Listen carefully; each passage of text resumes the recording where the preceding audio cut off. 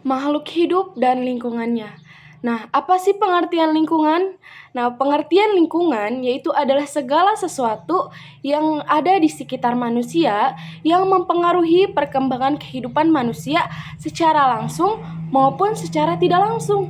Nah, ada beberapa nih unsur-unsur lingkungan yaitu dibedakan menjadi dua. Yang pertama itu ada unsur hayati. Nah, unsur hayati itu atau disebut biotik yaitu unsur lingkungan yang hidup terdiri dari makhluk hidup, teman-teman. Nah, seperti contohnya ada manusia, hewan, tumbuhan, dan jasad renik. Nah, jika teman-teman berada di kebun sekolah, maka lingkungan hayatinya itu didominasi oleh tumbuhan. Nah, tetapi jika teman-teman berada di dalam kelas, maka lingkungan hayatinya itu dominan adalah teman-teman atau manusia gitu. Yang selanjutnya itu ada unsur fisik. Nah, unsur fisik itu sering disebut yaitu abiotik, kebalikan dari biotik. Nah, kalau unsur abiotik itu unsur lingkungan hidup yang terdiri dari benda-benda yang tak hidup. Contohnya seperti tanah, udara, iklim, dan yang lainnya. Nah, lingkungan fisik ini sangat besar gitu teman-teman perannya bagi kelangsungan hidup segenap di kehidupan di bumi. Bayangkan teman-teman, apa yang terjadi jika air tidak ada lagi di bumi gitu, atau udara yang dipenuhi asap. Tentu saja kehidupan di muka bumi itu tidak akan berlangsung secara wajar. Pasti akan terjadi bencana, kekeringan, banyak hewan dan tumbuhan yang mati. Nah, perubahan musim yang tidak teratur juga bakalan muncul berbagai penyakit-penyakit gitu teman-teman. Organisasi kehidupan. Nah, tidak ada makhluk hidup yang bisa memenuhi kebutuhan hidupnya sendiri, teman-teman. Termasuk juga manusia. Nah, manusia itu pasti nggak bisa memenuhi kehidupannya sendiri. Misalnya, agar kita bisa bertahan hidup, manusia juga pasti perlu makanan. Nah, makanan itu berasal dari tumbuhan atau hewan, teman-teman. Nah, sementara hewan juga peliharaan dan tumbuhan juga nggak bisa hidup, teman-teman, dengan baik tanpa bantuannya manusia. Nah, hubungan antara makhluk hidup dengan lingkungannya dapat digambarkan pada gambar di atas nih teman-teman.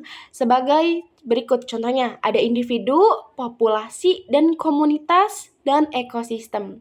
Nah, apa sih individu itu? Nah, individu itu adalah setiap anggota populasi dalam kehidupan sehari-hari. Nah, akan ditemukan berbagai makhluk hidup.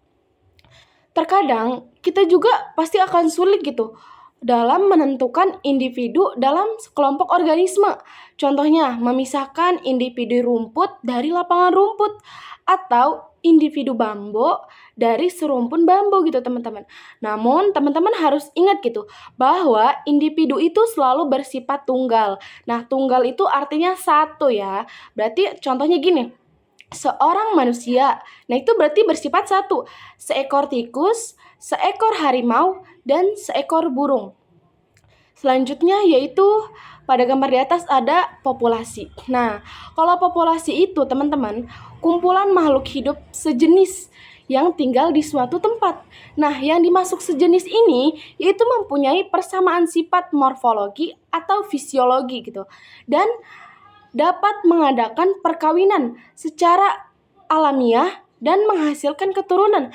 Contohnya nih teman-teman, ada populasi manusia, populasi tikus, populasi harimau, dan populasi gajah. Yang arti populasi itu sekumpulan populasi gajah gitu teman-teman. Yang selanjutnya itu ada komunitas. Nah, kalau komunitas itu teman-teman, sekumpulan populasi-populasi dijadiin satu gitu di suatu tempat, yaitu namanya komunitas. Nah, komunitas itu kehidupan bersama antara makhluk hidup yang terdiri dari beberapa populasi kan teman-teman, yang hidup bersama di suatu tempat. Nah, yang tadi saya jelaskan. Nah, suatu komunitas itu terikat sebagai suatu unit oleh saling ketergantungan anggota-anggotanya. Nah, komunitas itu tersusun dari 2 atau lebih.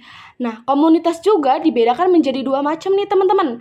Ada komunitas akuatik. Nah, apa sih komunitas akuatik ini? Nah, yaitu kelompok makhluk hidup yang hidupnya di perairan teman-teman. Sepertinya nih contohnya ada parit, kolam, sungai, danau, dan laut. Kalau komunitas terestrial itu atau yang disebut komunitas darat, yaitu kelompok makhluk hidup yang hidupnya di daratan, teman-teman, seperti di hutan, di gunung, padang rumput, padang pasir, dan padang es. Nah, contoh komunitas laut yang terdiri dari populasi ikan hiu, populasi ikan pari, populasi gurita, populasi ubur-ubur, populasi udang, populasi kepiting, populasi cumi-cumi, populasi rumput, dan populasi kerang. Nah, ada juga nih contoh komunitas hutan.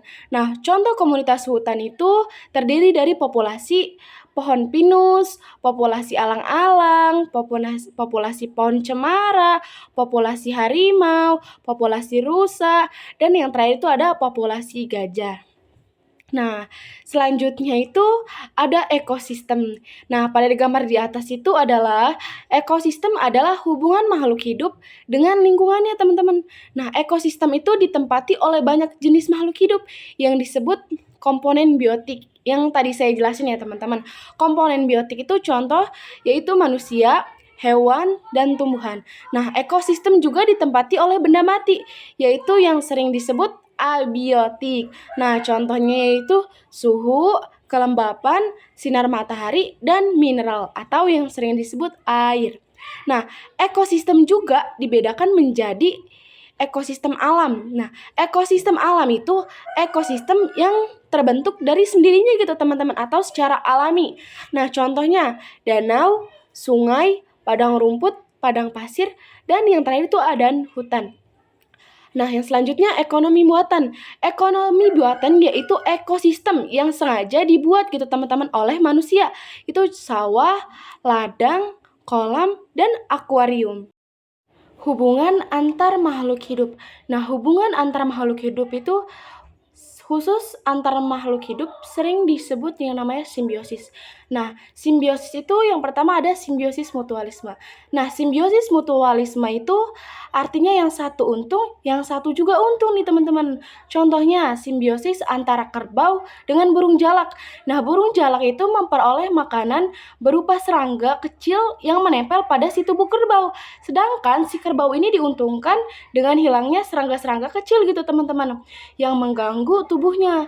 Yang kedua itu ada simbiosis parasitisme.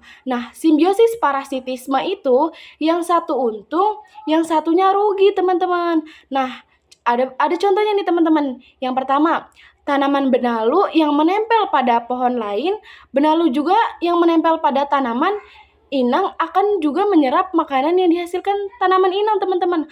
Akibatnya tanaman inang itu akan mati karena makanannya diserap oleh si benalu ini. Nah, selanjutnya ada simbiosis komensalisme. Nah, kalau simbiosis komensalisme itu yang satu untung, yang satunya juga nggak rugi gitu, teman-teman. Nah, contohnya simbiosis antara tanaman anggrek dengan pohon inangnya. Nah, anggrek juga membutuhkan pohon yang tinggi sebagai tempat menempel agar memperoleh sinar matahari. Sedangkan pohon tidak diuntungkan dan tidak dirugikan juga karena si anggrek ini hanya menempel dan dapat membuat makanannya sendiri gitu, teman-teman. Jadi